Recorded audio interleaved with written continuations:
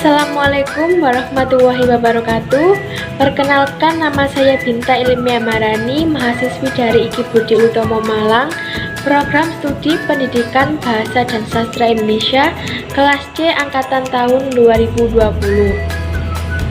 Di sini saya akan mempresentasikan tugas saya dengan judul Pertumbuhan versus Perkembangan dari mata kuliah Perkembangan Peserta Didik dengan dosen pengampu Ibu Frestanti Novalia Santosa. Materi yang saya akan bahas yaitu 1. Konsep dasar pertumbuhan dan perkembangan. 2. Persamaan dan perbedaan antara pertumbuhan dan perkembangan. 3. Hubungan pertumbuhan dan perkembangan. 4. Karakteristik perkembangan. Dan yang kelima, tugas-tugas perkembangan. Kita membahas dari materi pertumbuhan versus perkembangan. Yang pertama yaitu konsep dasar pertumbuhan dan perkembangan. Pertumbuhan dan perkembangan adalah dua istilah yang selalu digunakan dalam psikologi. Sebagian psikolog memandang kedua istilah berbeda, namun sebagian yang lain memandang di dalam istilah perkembangan tercakup makna pertumbuhan.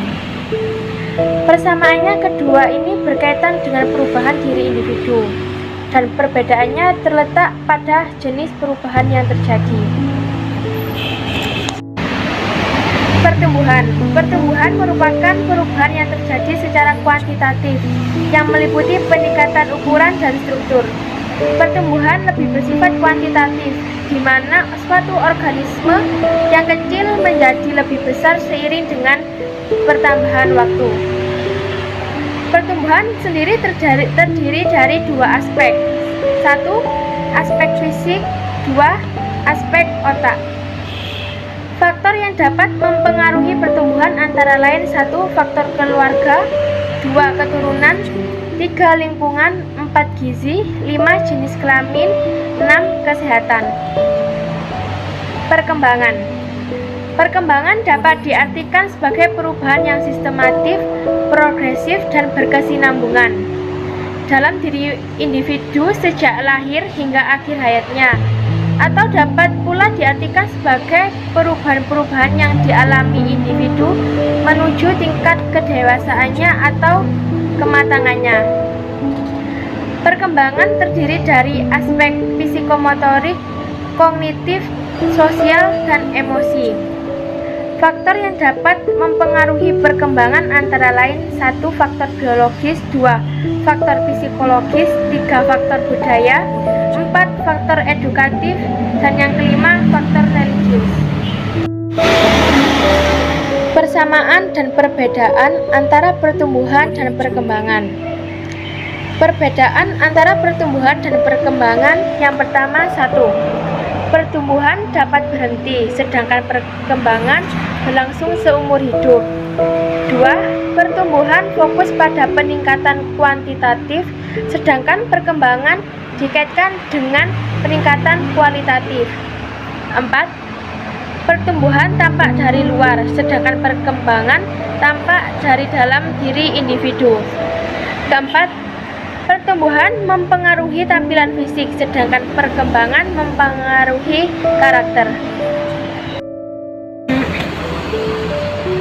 Persamaan pertumbuhan dan perkembangan. 1.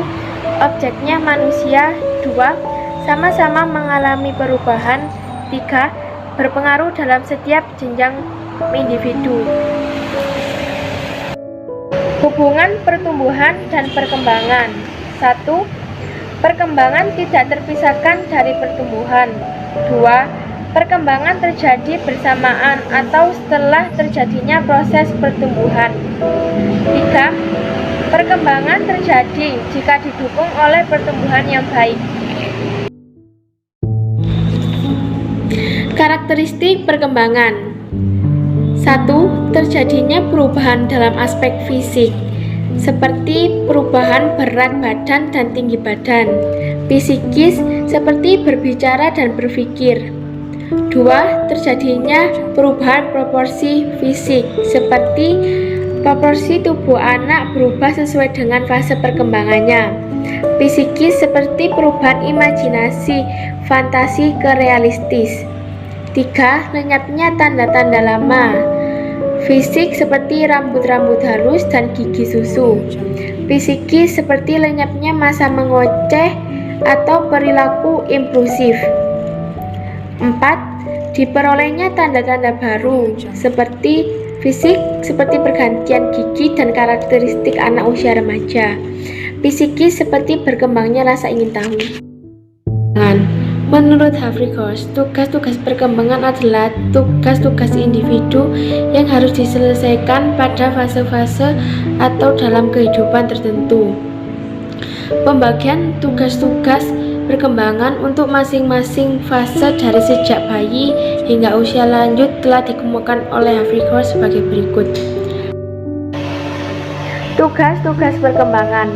1. Masa bayi dan anak-anak, mulai dari belajar berjalan, belajar berbicara, belajar menggunakan kontak perasaan dengan orang tua, keluarga, dan orang lain, belajar mengetahui mana yang benar dan mana yang salah, serta menggunakan kata hati. 2. Masa anak sekolah, mulai dari belajar ketangkasan fisik untuk bermain, belajar bergaul dan bersahabat dengan anak-anak sebaya, mengembangkan dasar-dasar kecakapan membaca dan berhitung, belajar membebaskan ketergantungan diri. 3. Masa remaja, mulai dari belajar bergaul dengan anak-anak wanita dan anak laki-laki, menerima keadaan jasmania dan menggunakan secara efektif, menerima peranan sosial jenis kelamin sebagai wanita atau laki-laki, mencapai perilaku sosial yang bertanggung jawab, persiapan mandiri secara ekonomi. 4. Masa dewasa awal, mulai belajar bekerja, memilih pasangan hidup, belajar hidup dengan suami atau istri, mulai membentuk keluarga, mengasuh anak.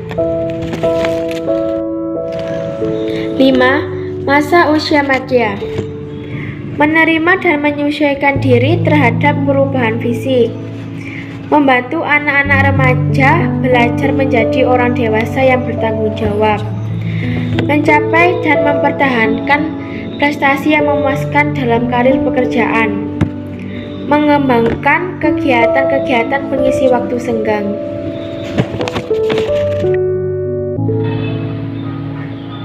Sekian presentasi dari saya, semoga bermanfaat dan saya akhiri. Wassalamualaikum warahmatullahi wabarakatuh.